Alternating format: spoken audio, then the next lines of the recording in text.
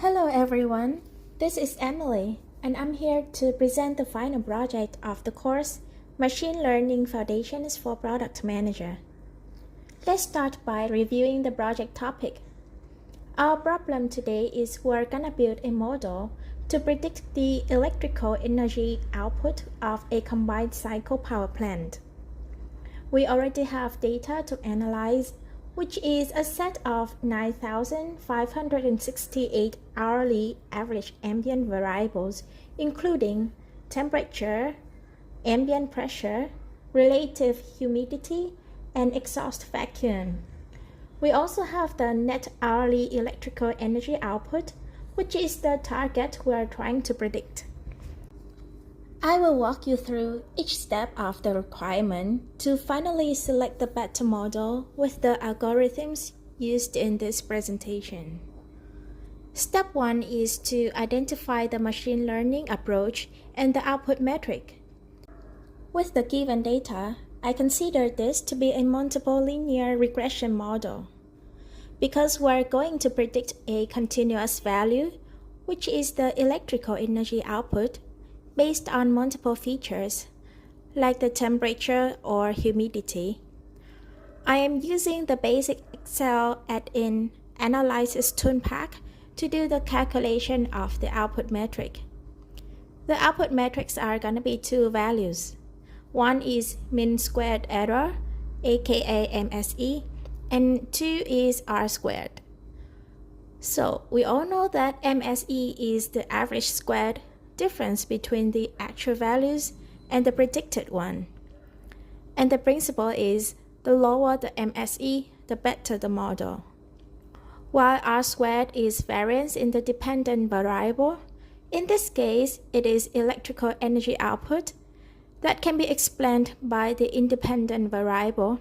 In this case is input features like the temperature or humidity. The principle is that we can consider the model to be better when an R squared value is closer to 1.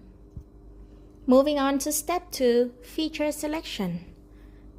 The two features I have chosen are temperature and exhaust vacuum. There are two rationales for me to choose these two features. First one is from the Wikipedia about CCPP. It is mentioned that the most influenced factors are heat and the fluid. I put the screenshot from Wikipedia on the screen for your reference. The second reason is to base on correlation matrix results. We already know that in the correlation matrix, the closer the value is to 1 or -1, the stronger the correlation. You can see in the table on the side, temperature value of -0.95 and exhaust vacuum value of -0.87 are the most close values to -1. Based on the requirement of the project, I have chosen one algorithm with two combinations of features, which are linear regression with all 4 features and linear regression with just 2 selected features, temperature and exhaust vacuum. On step 3, I have split the data into 90% for training and validation dataset and 10% for test set.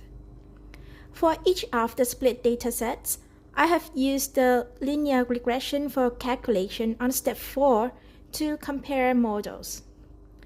Left side of the screen is the summary output of all features, and on the right side of the screen is the summary output of 2 selected features. In the training dataset, the R squared value on the left side of 4 features combination models is 0.928, which is higher than 0.915 on the right side of the 2 features combination model. MSE value of the left side is 20.801, lower than 24.683 on the right side.